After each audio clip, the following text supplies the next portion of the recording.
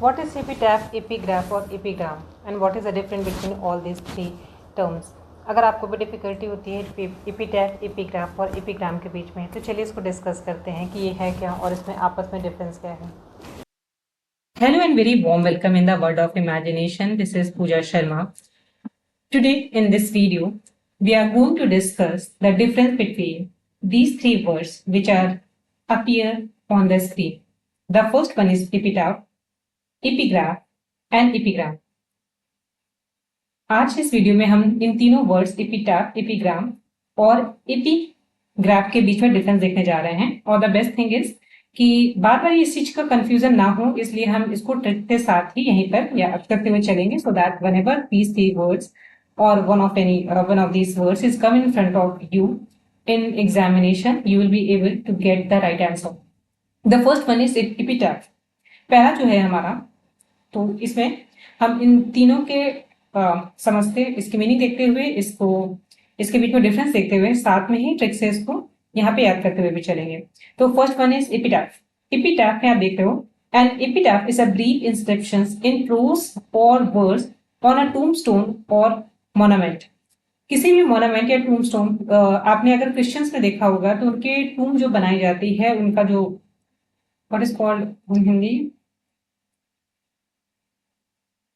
जिससे में दफनाते हैं, I am able to recall what is called in Hindi. जो टूमस्टोन होता है जिसमें उनको लेटाकर ले जाया जाता है, उसके ऊपर एक टाइप का पत्थर पे कुछ चीजें लिखी जाती हैं, इंग्रेव की जाती हैं, उसे कहते हैं एपिटैफ. इसमें क्या करते हैं कि उनके बारे में कुछ अच्छा लिखना या उनके बारे में कुछ मेंशन करना, उसकी death, birthday, death date, something is mention on the that stone and that is called epitaph. और किसी मोन्यूमेंट पे भी आप देखते होंगे, जैसे अभी आप लाल किला या कहीं किसी भी हिस्टोरिकल प्लेस पे जाओ तो कुछ पत्थर पे इंग्रेव रहता है, that is called the epitaph. Next आते हैं हम एपिग्राफ.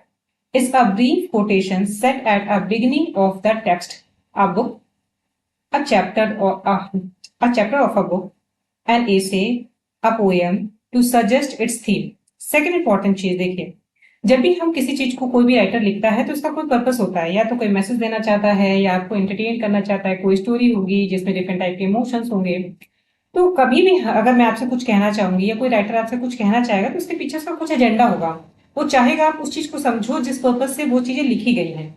तो इसके पहले वो कुछ चीजें, जैसे आप प्रीफेस देखते हो या बुक के बिगनिंग में या किसी चैप्टर के बिगनिंग में उस किस चीज के बारे में बात की जा रही है, उसकी थीम क्या है या उसके बारे में कोई बैकग्राउंड देना, ये सब चीजें एपिग्राफ में के अंदर आता है.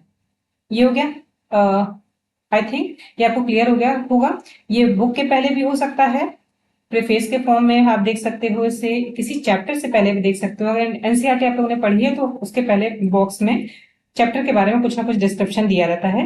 फिर एन एसे के पहले भी आप देख सकते हो, और किसी भी पोएम के पहले, जैसे मिल्टन लिख रहे हैं या कोई भी पोएम, इनके प्रेफेस में आप देखते होंगे कि या फिर आप वर्ड्सवर्थ के पोएम में देख रहे हो कि child is the father of man. तो ये चीजें क्या है, ये बता रही होती हैं कि इसका थीम क्या है इस पोएम का.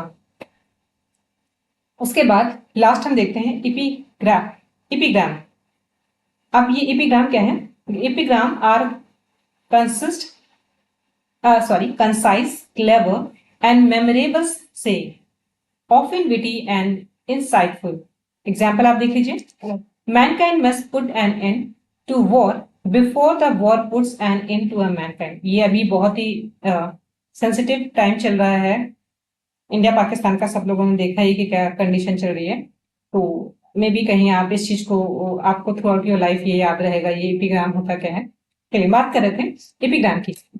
एपिग्राम में क्या होता है कि कंसाइज फॉर्म में, यानी कुछ कम शब्दों में, क्लेवरली, बहुत ही विटी तरीके से, दिमाग लगाकर, मेमोरेबल, जो चीजें याद रह जाए. जैसे किसी का कोटेशन आप देख लीजिए, आप सैटर्न के कोटेशन से बहुत इंस्पायर होते हैं कि mind have its own place, it can make heaven to hell और हेल टू हेवन. इस तरह के quotation within a short, within concise word, concise sentence, इतनी बड़ी बात कह देना कि माइंड ही हमारा सब कुछ है. Everything is are in mind. अगर हम चाहें तो हमें दुनिया की सबसे खुश, सारी सोर्सेस, सारी खुशियां, सारा पैसा, सब कुछ भी मिल जाए, अगर we are not happy in our mind, तो इसका मतलब हम खुश नहीं रह सकते चाहे हमें सब कुछ मिल जाए। और मे भी एक बहुत ही गरीब बच्चा हो, बहुत ही गरीब घर में कोई रह रहा हो, या फिर उसके पास रिसोर्सेस नहीं है, लेकिन अगर माइंड में वो अमीर है, या फिर उसके अंदर झील है, एक्साइटमेंट है, इंथुजियाज्म है कुछ करने का, लाइफ को एंजॉय करने का, अगर वो चाहेगा तो वो अपने माइंड में, तो everything is in our mind.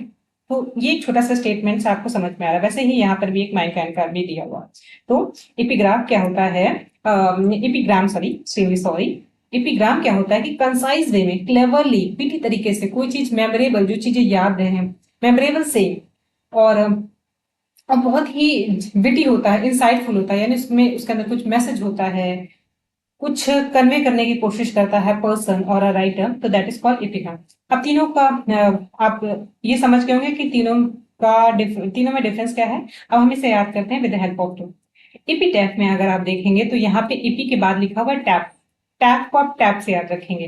तो सपोज आप जा रहे हो कहीं से, और वहां पे आपने बगल में कब्रिस्तान मिला, और आप बहुत थके हुए हो, वहां जाकर आपने बैठ गए, वहां जाकर आप बैठ गए और आपने नॉक किया, ऑल ऑफ सडन आपको कुछ आवाज हुई तो आपने नॉक किया ऐसे, और ऑल ऑफ सडन वहां से आवाज आई, "श्श, बड़ा enjoy,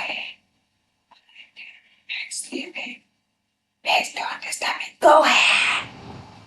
सो अगर ऐसी करके आवाज आई तो समझ जाइए कि वो ईपी टैप टैप से आप याद रखेंगे कि आपने टैप किया था, तो कहाँ से आवाज आई थी, एक मोन्यूमेंट से, सॉरी एक टूम स्टोन से आवाज आई थी, या फिर आप किसी मोन्यूमेंट में कहीं घूमने गए हो। सेम चीज आप इमेजिन कर सकते हो कि आप किसी किले को देखने गए हो, तो वहां पे मोन्यूमेंट रखा है, यू टैप्ड इट, और वहां से राजा का सर निकल के बाहर आया कि ये मेरा किंगडम है, मैंने ये किया है, और ये बड़ा सा जो आप मैंने देखने आ ये मैंने बनवाया था, इतना मैं महान हूँ, समथिंग लाइक दैट।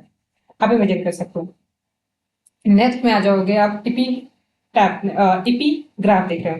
तो इपी ग्राफ में आप याद रखिएगा, किसी भी वर्ड के आगे अगर आपको ग्राफ वर्ड लगा हुआ दिखता है, तो उसका मतलब वो राइटिंग से एसोसिएटेड है। फॉर एग्जाम्पल, अगर आपने ऑटोग्राफ वर्ड सुना होगा, तो ऑटो मतलब खुद से, और ग्राफ मतलब लिखा हुआ। ये ऑटोग्राफ का ये एक लिटरल मीनिंग हो गया उसका। वैसे ही आपने डिस्ग्राफिया वर्ड अगर आप लोगों ने सुना होगा, तो dysgraphia is a disease associated with the mind, और जनरली छोटे बच्चों को होता है जिन्हें लिखने पढ़ने, स्पेशली लिखने में दिक्कत होती है। और इसका थोड़ा सा सिम्टम्स आप ऑटिस्टिक बच्चों में भी देखोगे, जैसे कि आपने तारे जमी पर देखा होगा। तो तारे तारे जमी पे क्या होता है, उसे लिखने में दिक्कत होती है, जैसे और बी और डी में कंफ्यूजन होता है, क्यू का शेप राइट साइड होगा या लेफ्ट साइड होगा उसका गोला, सी में कंफ्यूजन होगा कि सी राइट साइड मुड़ेगा या लेफ्ट साइड मुड़ेगा, दैट इज मिरर प्रॉब्लम। और भी लिखने में जो भी दिक्कतें होती है, that is called dysgraphia. Dis मतलब something is which is not correct, और something is there is a issue with something, और ग्राफिया मतलब लिखने से संबंधित, ये हो गया डिस्ग्राफिया। वैसे ही यहाँ पे इपिग्राफ लिखा हुआ है। तो आप जब भी टेक्स्ट किसी बुक किसी चैप्टर के पहले जो भी चीजें लिखी रहती हैं in order to convey the theme, or whatever a writer wanted to be convey before reading the text, तो आप वो ग्राफ से आप याद रखोगे कि जो बुक के पहले लिखा होता है, जो लिखी हुई चीजों के पहले होता है। ये हो गया। होप सो ये दोनों का डिफरेंस और आपको ट्रिक से याद रहेगा। तीसरा है ग्राम। तो इपी के बाद ग्राम लगा होगा, तो ग्राम में होता है भारी भारी भरकम बातें, कहते हैं ना, बहुत भारी बातें करता है, बहुत भारी भरकम, उसकी आवाज बहुत भारी भरकम है, या उसकी बातों में बहुत दम है।